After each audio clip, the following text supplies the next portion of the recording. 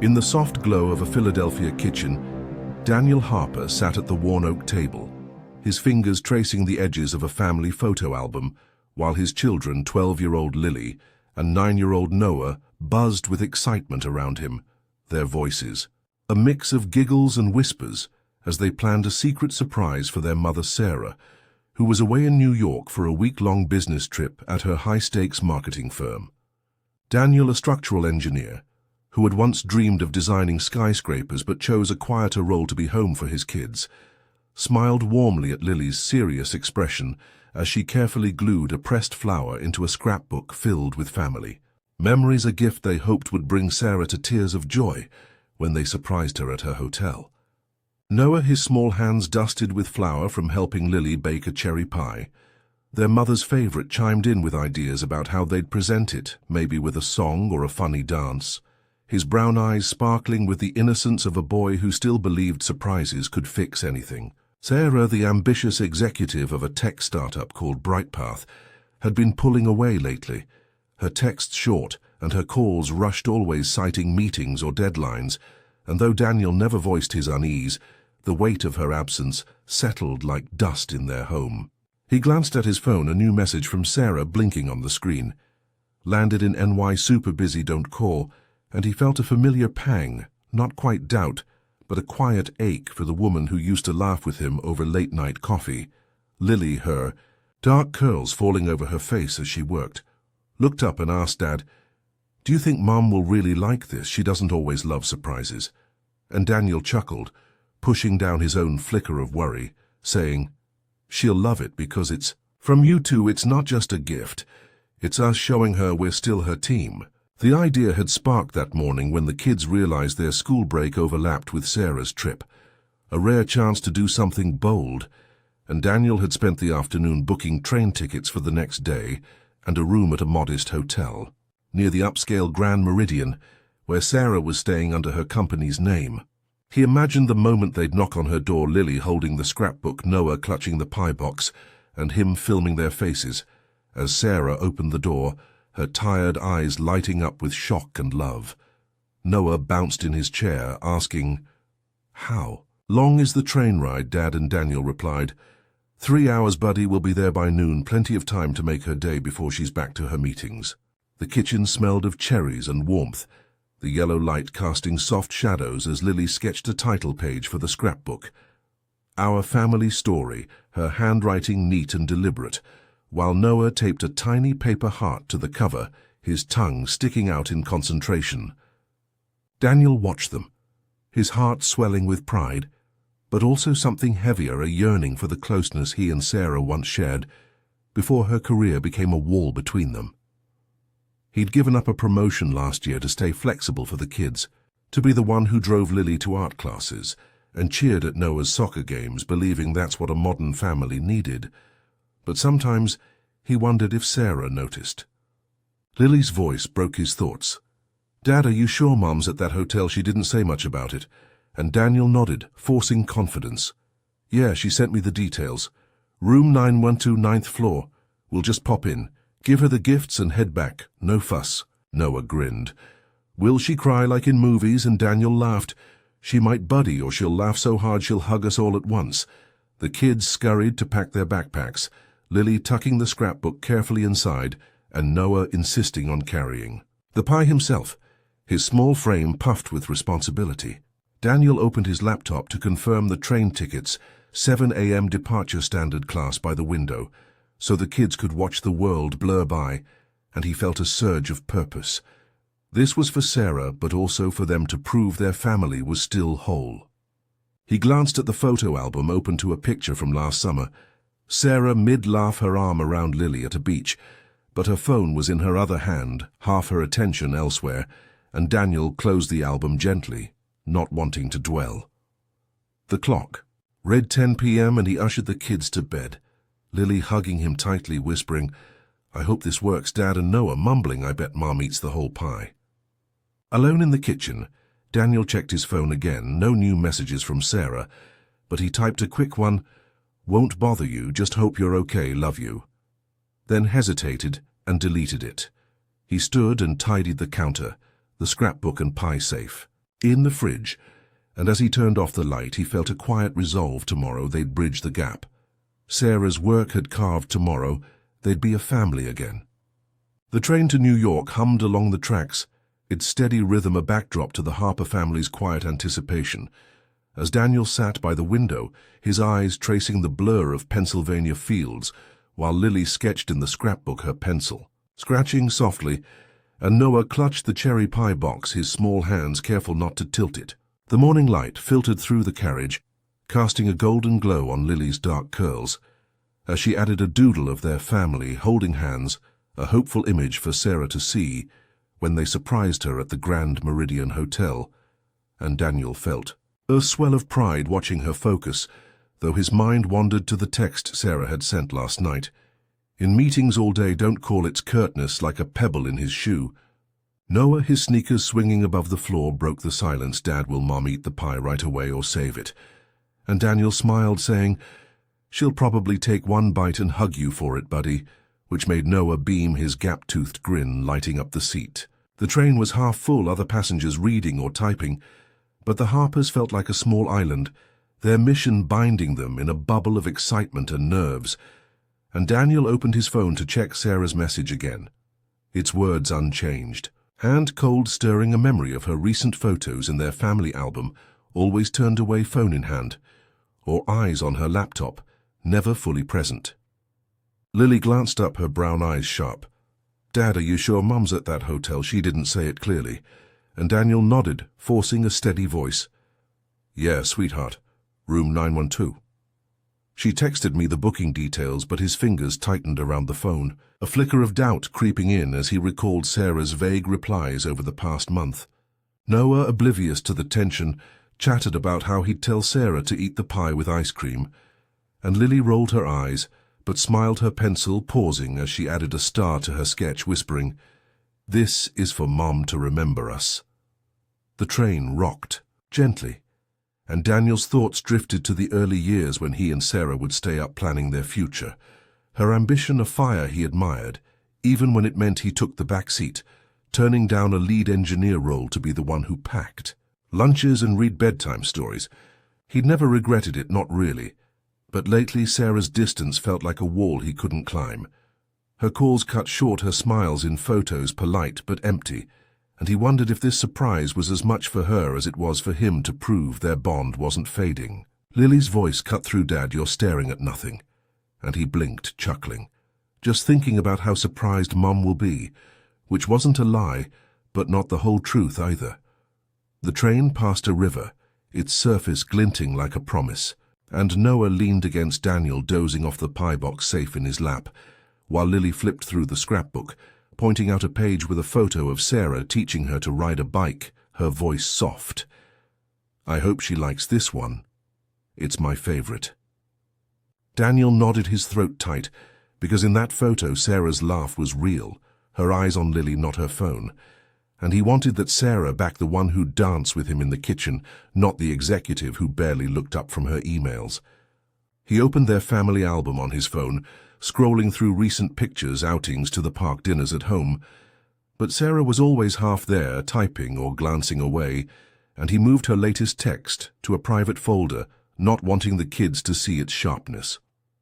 The train announcer called the next stop, and Daniel checked the time. They'd arrive in New York around noon, just as planned, and he imagined Sarah opening her hotel door, her tired face softening at the sight of Lily's scrapbook and Noah's pie. Lily leaned over. Dad, what if Mum's in a meeting when we get there? And Daniel reassured her, we'll wait if we have to, or leave the gifts with a note. She'll still feel the love, which made Lily nod, though her eyes held a question she didn't voice. Noah stirred, waking with a yawn, asking, can I carry the pie to Mum's room? And Daniel said, of course, buddy, you're the pie hero, which made Noah giggle and puff out his chest. The train slowed as New York's skyline came into view, its towers gleaming, and Daniel felt a mix of hope and apprehension, his heart thudding not just with excitement, but with a quiet fear he couldn't name. They gathered their things, Lily tucking the scrapbook into her backpack, Noah hugging the pie box, and Daniel leading them off the train into the bustle of Penn Station, where they took a cab to their modest hotel near the Grand Meridian. the hotel. Clark, a warm woman named Emma, smiled at their excitement, but hesitated when Daniel confirmed Sarah's room number, her eyes flickering with something unreadable before she handed him their key. In their room, Lily laid out the scrapbook, practicing her speech to Sarah, her voice steady but soft, and Noah set the pie on the table, nervous about dropping it. Daniel checked his phone, no new messages from Sarah, but he pushed the worry down, focusing on the kids' eager faces as they prepared to head to her hotel, his heart pounding with the hope that this surprise would bring them all closer. The Grand. Meridian's 9th-floor hallway stretched before Daniel, Lily, and Noah, its plush carpet muffling their steps as they approached room 912. The air thick with anticipation and a faint hum of jazz seeping from somewhere unseen, while Lily clutched the scrapbook, her knuckles pale, and Noah held the cherry pie box, his small face set with determination to deliver their surprise to Sarah. Daniel's heart pounded, not just with excitement but with a nagging unease fed by Sarah's curt texts and the hotel clerk Emma's hesitant glance when he'd confirmed her room number. Yet he pushed forward, whispering to the kids, "Stay quiet. We don't want to startle her." As they neared the door, slightly ajar, a sliver of warm light spilling out. Lily's eyes widened. "Dad, it's open," she whispered, her voice trembling, and Daniel nodded, his mind racing with possibilities. Maybe Sarah forgot to lock it. Maybe she's just resting. But Lily's grip on the scrapbook tightened, her intuition sharper than her years. Noah tilted his head. "Should I knock?" And Daniel shook his head gently, saying, "Let's do it softly in case she's asleep," and he raised his hand, 3 light taps echoing in the silent hall. But no answer came, only the soft croon of music from within. Daniel's throat tightened, his hand hovering over the handle as he glanced at Lily, who nodded, her face a mix of hope and dread, and he pushed the door open slowly, the scene unfolding like a wound, tearing open in slow motion. Sarah lay on the rumpled bed, her bare shoulders exposed, her dark hair splayed across the pillow, one arm draped over a man. Daniel didn't know his polished shoes and briefcase by the window, marking him as a stranger, not part of their world. The air was heavy with unfamiliar cologne, sharp and invasive, and the intimacy of the scene, raw and undeniable, hit Daniel like a physical blow, his breath catching as he froze, the scrapbook slipping from Lily's hands to the floor with a soft thud. Noah's small voice broke the silence. "Why is Mom with that man, Dad?" His confusion slicing through the haze, and Lily let out a choked sob, her hand flying to her mouth as tears welled her eyes, locked on her mother's form. Daniel's world tilted, his chest hollow, yet he moved instinctively, stepping in front of his children, his hands gently guiding them back, shielding them from the sight as he whispered, "We're leaving now, come on," his voice steady despite the storm inside. Sarah stirred slightly, her eyes fluttering but not opening, the stranger unmoving, and Daniel's gaze lingered for a moment, not on anger, but on the shattering of everything he'd believed in. Lily bent to grab the scrapbook, her hands shaking. As she hugged it to her chest, and Noah's pie box tilted, the plastic crinkling in his trembling grip, his face crumpled with questions he couldn't voice. Daniel closed the door softly, the click final like a lock on his heart, and led them down the hall, their footsteps heavy, the jazz fading into a cruel hum.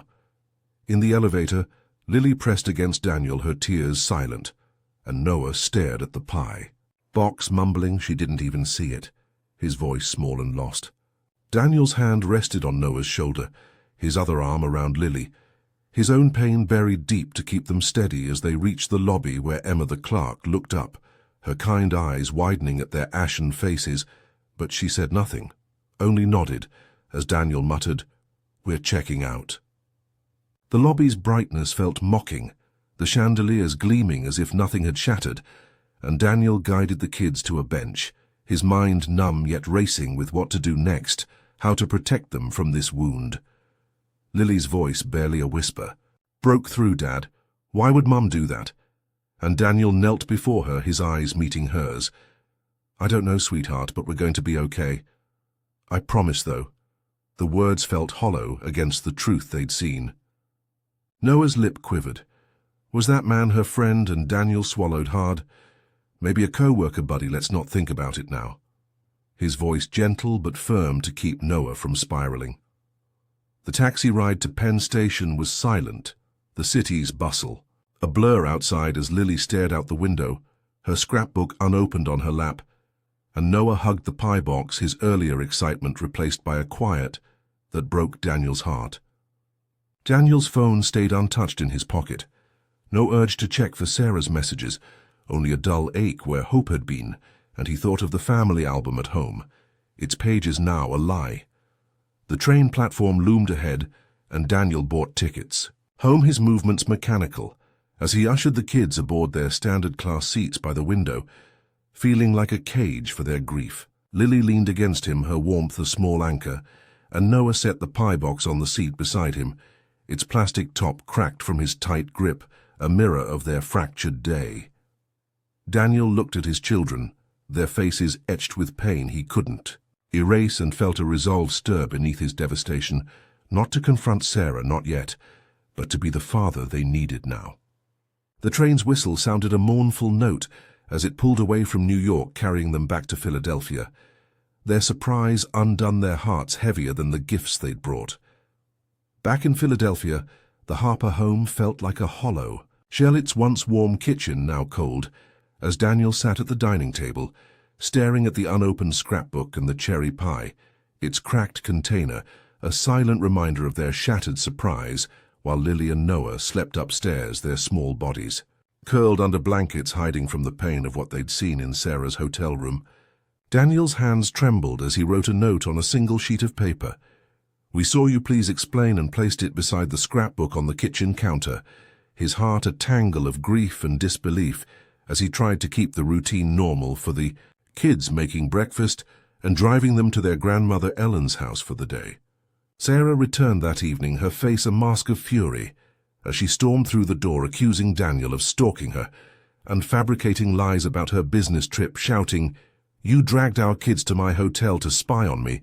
How dare you twist this into something it's not?" Her voice sharp enough to cut through the quiet house.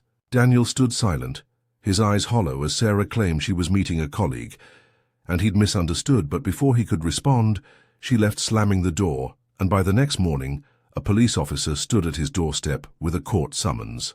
Based on Sarah's complaint, alleging Daniel's emotional instability and harassment, supported by doctored emails and texts suggesting he was having an affair with a co-worker named Mia. The courtroom was a blur of cold grey walls, and Judge Margaret Lee's stern voice as Sarah's lawyer presented screenshots of supposed flirty messages between Daniel and Mia, alongside a tearful statement from Sarah about her fear for the children's safety, painting Daniel as an erratic father who'd traumatized Lily and Noah by dragging them to New York. Daniel's throat tightened as the judge granted Sarah temporary custody, citing the need to protect the minors' emotional well-being, and froze their joint accounts, leaving Daniel stunned, his voice lost in the face of lies that felt too polished, too planned. Social media erupted with Sarah's carefully crafted posts as brave path mom, her profile picture a soft smile as she wrote about enduring a neglectful husband who scared their children, the comments flooding with support for her strength, while Daniel's name was dragged through hashtags like toxic dad and cheating engineer. His employer sent an email suspending him pending an investigation into reputational risk, and neighbors whispered when he passed their glances, sharp with judgment, as if he were a stranger in his own life. Lily secretly texted him from Ellen's house using her tablet. "I believe you, Dad. I saw Mum with that man, and she told me before the trip to ignore anything weird." Her words a lifeline in the dark as Daniel shared them with his lawyer, Rachel Cohen, a sharp-eyed woman recommended by a friend who nodded grimly, saying, "This sounds orchestrated." Sarah's covering her tracks. Rachel uncovered an internal Brightpath email where Sarah instructed her colleague Mark to stage a compromising scene in the hotel, promising him a bonus, and Daniel's chest burned with the realization that Sarah had planned not just to betray him, but to destroy him. The kids stayed with Ellen, who called daily, her voice heavy with worry. "Irene's barely eating. Noah keeps asking why you're not home," and Daniel promised to fix it, though his own hope flickered like a dying bulb. He sat alone at night, the house, suffocating with silence as he replayed Lily's text, her memory of Sarah's odd warning, and felt a spark of resolve ignite beneath his pain, not to lash out, but to fight for the truth. Rachel met him the next day, her laptop open, to a leaked company chat, where Sarah discussed hiring a PR consultant to spin her as a victimized single mum, and Daniel's fists clenched as he realized the depth of her manipulation, not just a betrayal, but a calculated campaign to erase him from their children's lives. Lily called him that night, her voice small through the phone. "Dad, I told Grandma I don't want to go with Mom. She's acting strange, like she's pretending to be sad." And Daniel's heart ached as he whispered, "Hold on, sweetheart. I'm working on it. I'll bring you both home soon." He met Rachel again at her office, where she laid out their strategy. "We need Mark to testify or find more evidence of Sarah's setup. The email's a start, but we need something undeniable." And Daniel nodded his eyes hard with a determination he hadn't felt before. The world saw him as a villain, his job gone, his name slandered, but Lily's belief and Noah's quiet trust were anchors keeping him from sinking, and he vowed to fight not for revenge, but for his children, to show them truth could outlast lies. The note on the kitchen counter remained untouched, Sarah never acknowledging it, and Daniel knew she'd never explain, only twist the narrative further. But as he looked at the scrapbook, its pages filled with Lily's careful work, he felt a surge of purpose. This wasn't over. He'd protect his kids no matter the cost. The Philadelphia courthouse loomed like a gray fortress as Daniel Harper stepped inside his heart, a drumbeat of resolve and fear, while Rachel Cohen, his lawyer, clutched a folder thick with evidence that could unravel Sarah's web of lies, her orchestrated betrayal now laid bare by a leaked email from Brightpath, where she'd instructed her colleague Mark to stage the hotel scene for a bonus, and a recorded call with her PR consultant, plotting to paint herself as a victimized single mom. Daniel's life had crumbled since that devastating moment in New York. His job lost his name, slandered across social media, as Bravepath Mom's posts went viral with thousands cheering Sarah's false tears, but Lily's secret texts, "I believe you, Dad. She told me to ignore anything weird," and Noah's quiet trust kept him standing even as neighbors turned away, and his own mother Ellen whispered through tearful calls, "Irene's not herself. Noah asks for you every night." Rachel had worked tirelessly securing Mark's notarized statement, admitting Sarah paid him to lie in bed with her door ajar for Daniel and the kids to see a cruel setup to frame him as paranoid. And Rachel found a text thread where Sarah wrote, "Make it look real, psychological impact will seal it," chilling proof of her calculation. Lily's memory of Sarah's warning before the trip, "Ignore anything strange, sweetheart," added weight, and Daniel felt a fire ignite, not for vengeance, but to reclaim his children from a mother who'd used them as pawns.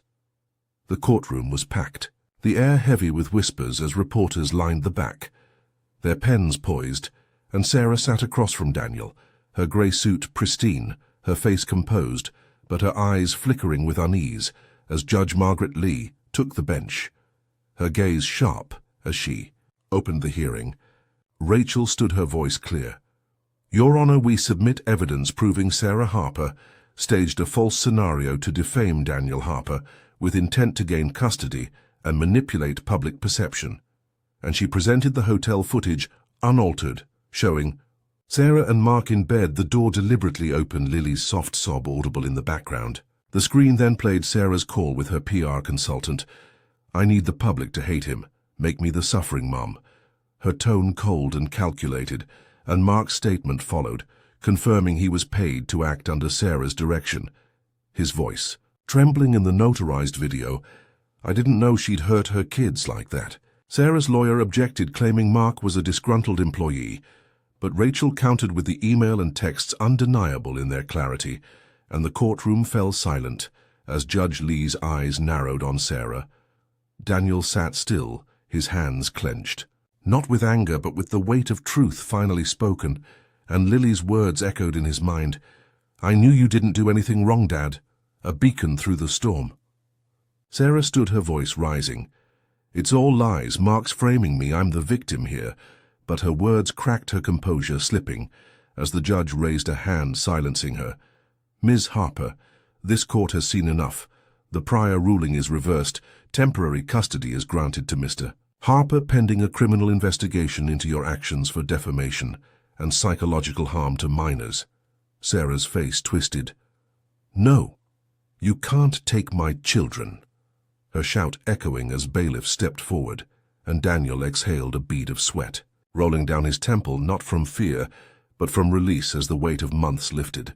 The reporters scribbled furiously, the tide of public opinion shifting, as headlines began to question Sarah's narrative, and Rachel leaned over, whispering, "We did it, Daniel." But he shook his head softly. "There's no winning here, just truth and my kids." The hearing ended, and Daniel drove to Ellen's house where Lily and Noah waited, the golden sunlight spilling through the windows as he stepped inside his mother's arms, wrapping around him before she called the kids. Lily ran first, her dark curls bouncing as she threw herself into Daniel's embrace, sobbing, "I knew you'd come, Dad." And Noah followed slower, his small frame trembling as he hugged Daniel's waist, whispering, "I missed you so much." Daniel knelt, holding them both, his own eyes burning as he whispered, "I'm here now, we're together and we'll be okay." His voice thick with love and relief. Ellen stood nearby, her eyes red but smiling. "You're their hero, son," and Daniel shook his head. "Just their dad. That's enough." The reunion was bittersweet, the scars of Sarah's betrayal still raw, but Lily's hand in his and Noah's shy smile were promises of healing, and Daniel thought of the scrapbook left behind in the hotel, its pages a dream they'd rebuild together.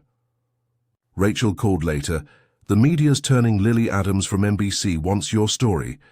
They're calling you a symbol of resilience." And Daniel nodded, but his focus was on the kids, now coloring at Ellen's table, their laughter a fragile melody. He knew Sarah faced charges, evidence tampering, defamation, maybe more, but he felt no urge to gloat, only a quiet need to protect Lily and Noah from further pain. The drive home was quiet, the kids in the back seat, Lily clutching a new sketchbook, Noah holding a toy car, and Daniel glanced at them in the rearview mirror, his heart full yet heavy, knowing the road ahead would be long. They'd face questions, whispers, maybe counseling, but together. And as the house came into view, its windows dark but waiting to be lit again, Daniel vowed to be their anchor no matter what came next. 3 months after the courtroom victory, the Harper house in Philadelphia glowed with soft evening light as Daniel stirred a pot of broccoli and pork stir-fry, Lily's favorite, while she sat at the kitchen table sketching a new page for a fresh scrapbook, her pencil, tracing a scene of the three of them laughing under a tree. And Noah rummaged through a toy box in the living room, shouting, "Dad, can we get a new car for my track?" His voice bright, with the kind of joy that had been absent since that shattering day in New York. Sarah faced criminal charges for defamation, and evidence tampering her carefully crafted image as brave path mom, crumbling under the weight of Mark's testimony and leaked emails revealing her calculated betrayal, but Daniel refused to dwell on her downfall, choosing instead to rebuild his life with Lily and Noah, their trust in him a foundation stronger than the lies that had nearly broken them. The kids had started therapy with a kind counselor named Dr. Lucy Foster, who Lily swore looked like a fairy tale healer, her gentle questions helping them voice the pain of their mother's actions, while Daniel learned to listen without carrying their hurt as his own. He declined an offer to return to his old engineering job, instead taking a role at a local non-profit aiding parents wrongfully accused in custody battles, his days now spent guiding others through the same storm. He'd weathered his own scars, a map for their healing. The media had shifted Lily Adams from NBC, airing a segment called Truth Over Lies, where Daniel spoke quietly about choosing silence over anger, saying, "I didn't fight for revenge. I fought to be a dad. My kids could trust his words," shared thousands of times as viewers called him a symbol of patience and love. Lily and Noah watched the broadcast at Ellen's house, clapping when Daniel appeared on screen, and Lily whispered to Noah, "He's our hero, right?" And Noah nodded, grinning. "Heroes don't need capes, just dad." At a school storytelling event, Noah stood before his class, his small voice steady as he shared a tale about his dad, who never gave up even when everyone said bad things, his classmates cheering, and Daniel in the back row felt his throat tighten not from pain but from pride. Lily's artwork, a new scrapbook page of their family now hung on the kitchen wall captioned, "Our Real Story." Her careful lines, capturing Daniel washing dishes, Noah playing with toys, and herself sketching a moment of ordinary beauty that meant everything. The old family photo with Sarah still hung in the hall, but it no longer stung its presence a reminder of what was, rather than what could have been. And Daniel found peace in new memories, like the night they'd laughed over burnt cookies, or when Noah fell asleep on his shoulder during a movie. Social media had quieted the hateful comments replaced by messages of support, and Daniel read one from a stranger. "Your story gave me hope to keep fighting for my kids," his eyes misting as he realized his pain had become a light for others. Therapy. Sessions grew lighter, Lily talking about her art club, Noah planning a camping trip like the ones they used to take, and Daniel saw their resilience mirror his own, a family not defined by betrayal, but by their choice to heal together. Ellen visited often, bringing her braised fish recipe the kids loved, and she'd hug Daniel, whispering, "You're stronger than I ever knew, son." Her pride a quiet strength in his quieter moments. One evening after dinner, Lily pulled out her sketchbook, showing Daniel a drawing of him holding their hands under a starry sky, and said, "Dad, this is us now, right? We're okay." And Daniel nodded, his voice thick. "Yes, sweetheart, we're more than okay, we're us." Noah ran over, waving a toy car. "Can I tell the camping story at school next time? Dad, you're in it." And Daniel laughed, pulling them both into a hug. "Tell whatever story you want, buddy. Just keep being you. You." The kitchen smelled of stir-fry and warmth, the same yellow light from months ago now a beacon of their new beginning, and Daniel felt a peace he hadn't known since before New York, not because the world had righted itself, but because he and his kids had chosen to stand in truth. Sarah's charges would go to trial soon, but Daniel let Rachel handle updates, his focus on the present, not the past. And when he tucked Lily and Noah into bed, their smiles were enough to drown out the echoes of her lies. He stepped onto the porch. Later, the night air cool, and called Rachel to thank her, her voice warm. "You didn't just win a case, Daniel, you showed what it means to be a father." And he smiled, feeling light for the first time in months. The stars above glittered like the ones in Lily's drawing, and Daniel thought of her caption, "Our Real Story." A truth built not on what was taken, but on what they'd created together.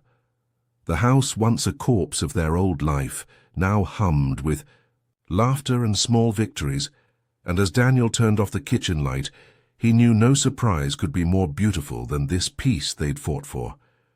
Truth could be buried, justice delayed, but held with love, it always rose. And Daniel was proof.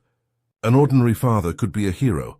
By choosing compassion over hate, his children's trust, the greatest reward of all.